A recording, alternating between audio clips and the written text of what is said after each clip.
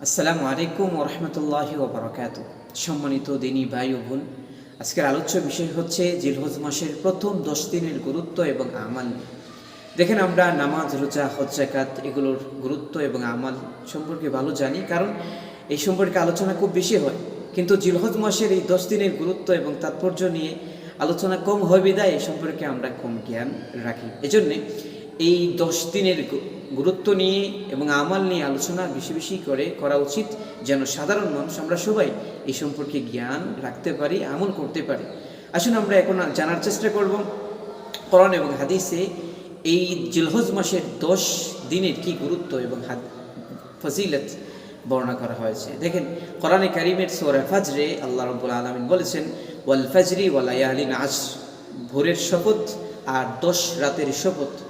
এখানে 10 রাত বলতে কোন রাতকে বোঝানো হয়েছে? ইমাম ইবনে কাসির রাহমাতুল্লাহি আলাইহি বলেছেন, এখানে 10 রাত বলতে জিলহজ মাসের প্রথম 10 রাতকে বোঝানো হয়েছে। আল্লাহু আকবার। এখন দেখেন, আমরা শপথ করি কোন বিষয়ে? নর্মালি বিষয়ে আমরা কোনো শপথ করি না, গুরুত্বপূর্ণ বিষয়ে আমরা শপথ করি। ঠিক তেমনিভাবে এই জায়গায় জিলহজ মাসের প্রথম 10 রাতের গুরুত্ব বোঝাতে যেয়ে আল্লাহ রাব্বুল আলামিন শপথ করেছেন, আর শপথ খেয়ে বলেছেন যে এই 10 রাতের গুরুত্ব এবং ফজিলত অনেক বেশি। এখন কথা হচ্ছে, এই 10 রাতের গুরুত্ব কেন, কি এমন আছে তার মধ্যে? এর উত্তর হচ্ছে, রমজান মাসের পরে জিলহজ মাসের এই 10 তারিখটা, 10টা দিন হচ্ছে ইবাদতের মৌসুম, ইবাদতের দিন। এটি বরকতপূর্ণ সময়, ইবাদতের সময়। এই জন্যে আল্লাহ রাব্বুল আলামিন তার কসমকে তার গুরুত্ব আমাদেরকে বুঝিয়েছেন।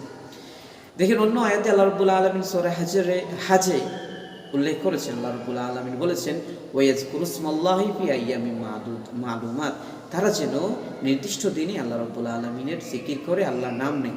এই আয়াতের ব্যাখ্যায় আব্দুল্লাহ ইবনে আব্বাস বলেছেন, এই আয়াতে নির্দিষ্ট দিন বলতে জিলহজ মাসের প্রথম 10টা দিনকে বোঝানো হয়েছে। সুবহানাল্লাহ। তাহলে কোরআন দ্বারা আমরা বুঝতে পারলাম যে জিলহজ মাসের 10 দিনের গুরুত্ব অবশ্যই আল্লাহর কাছে আছে, আল্লাহর কোরআনেও আছে। এখন আসুন হাদিসে মুবারাকায় এই দিন সম্পর্কে কি বলেছেন। দেখেন, হাদিসে মুবারাকায় আল্লাহ নবী বলেছেন, আফদালু আইয়ামিদ দুনিয়া আইয়ামুল আশর, এই দুনিয়ার যত দিন আছে এই দিনগুলোর মধ্যে শ্রেষ্ঠ দিন হচ্ছে জিলহজ মাসের প্রথম 10 দিন। সুবহানাল্লাহ। অন্য হাদিসে আল্লাহ নবী সাল্লাল্লাহু আলাইহি ওয়াসাল্লাম বলেছেন, জিলহজ মাসের প্রথম 10 দিনের নেক আমল অন্যান্য দিনের চেয়ে আল্লাহর কাছে খুব বেশি। আল্লাহু আকবার। সাহাবায়ে কেরাম জিজ্ঞেস করলেন, ইয়া রাসূলুল্লাহ, জিহাদের চাইতেও কি বেশি? আল্লাহ নবী বললেন, হ্যাঁ, জিহাদের চেয়েও বেশি। তবে হ্যাঁ, কোনো জিহাদকারী ব্যক্তি যদি জিহাদের ময়দানে তার জান, প্রাণ, মাল সব কিছু দিয়ে দেয়, এটি ভিন্ন বিষয়। কিন্তু জান নিয়ে যদি ফিরে আসে, এমন জিহাদের চেয়ে জিলহজ মাসের 10 দিনের গুরুত্ব, তাৎপর্য অনেক বেশি। তাহলে আমরা বুঝতে পারলাম জিলহজ মাসের গুরুত্ব যেমন কোরআনেও আছে তেমনি হাদিসেও আছে। এখন আমাদের সমাজের বাস্তবতাটা কি?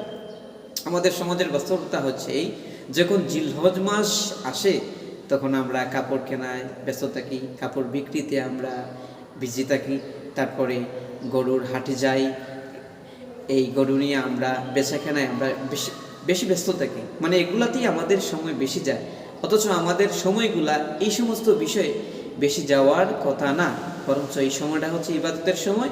আর এই ইবাদতের সময় আমরা বেশি বেশি ইবাদত করব, এটি হচ্ছে আমাদের দায়িত্ব, এটি হচ্ছে আমাদের কাজ।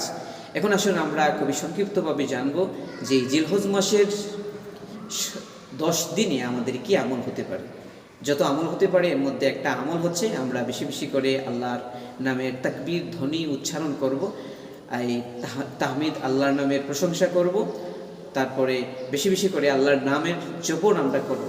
হাদিসে মুবারাকার মধ্যে এসেছে, ফাকসিরু ফিহিন্না মিনাত তাকবীর ওয়াত তাহলিল ওয়াত তাহমিদ, যখন জিলহজ মাসের 10 দিন শুরু হয়ে যায় তখন এই সময়ে বেশি বেশি করে আল্লাহু আকবার, আল্লাহু আকবার, লা ইলাহা ইল্লাল্লাহু আল্লাহু আকবার, আল্লাহু আকবার ওয়ালিল্লাহিল হামদ, এগুলা বেশি বেশি করে পড়া, আলহামদুলিল্লাহ পড়া, এই ধরনের যত ধরনের বাক্য আছে, শব্দ আছে যার দ্বারা আল্লাহর প্রশংসা বোঝায়, এগুলা বেশি বেশি করে উচ্চারণ করা। 2 নম্বর আমল হচ্ছে এই সময়ে কোরবানি করা। কোরবানি এই ঈদুল আজহার দিন কোরবানি করা। ঈদুল আজহার কোরবানি করার সময় হচ্ছে ঈদুল আজহার 10 তারিখ থেকে নিয়ে 13 তারিখ পর্যন্ত তার সময় আছে। তো এই সময়গুলোতে কোরবানি করা। তিন নম্বর আমল হচ্ছে হজ করা, সামর্থ্যবান ব্যক্তির উপর, যাদের উপর আল্লাহ রাব্বুল আলামিন হজ ফরজ করেছেন তারা হজ করা। 4 নম্বর আমল হচ্ছে বেশি বেশি করে দোয়া করা, কারণ এই 10 দিনের মধ্যে একটা দিন আছে ওই ইয়াউমুল আরাফা, আরাফার দিনের রোজা অনেক গুরুত্বপূর্ণ। আল্লাহ নবী সাল্লাল্লাহু আলাইহি ওয়াসাল্লাম বলেছেন, আমি আশাবাদী যে এই ইয়াউমে আরাফার দিনের রোজার বিনিময় আল্লাহ তাআলা তার বান্দার 1 বছর আগের এবং পরের গুনাহ খাতা মাফ করে দিবেন। এই হিসেবে আমাদের করণীয় হবে আরাফার দিনের রোজা রাখা। তারপরে আমাদের আমল হচ্ছে বেশি বেশি করে আমরা দোয়া করা, কারণ আরাফার দিনের দোয়ার ব্যাপারে আল্লাহ নবী সাল্লাল্লাহু আলাইহি ওয়াসাল্লাম বলেছেন আরাফার দিনের দোয়া শ্রেষ্ঠ দোয়া। এই জন্য আমরা বেশি বেশি করে দোয়া করব, দোয়া আল্লাহ তাআলার কাছে আমরা দোয়া করব, বেশি বেশি চাইব। আমাদের আরও আমল হচ্ছে আমরা বেশি বেশি করে তাওবা ইস্তেগফার করব, গুনাহ থেকে বাঁচার চেষ্টা করব, আর ভালো যত আমল আছে এগুলো আমরা বৃদ্ধি করব। আল্লাহ রাব্বুল আলামিন আমাদেরকে এই 10টা দিন ইবাদতের মাধ্যমে অতিক্রম করার তৌফিক দান করুন, আমিন। আসসালামু আলাইকুম ওয়া রাহমাতুল্লাহি ওয়া বারাকাতুহু।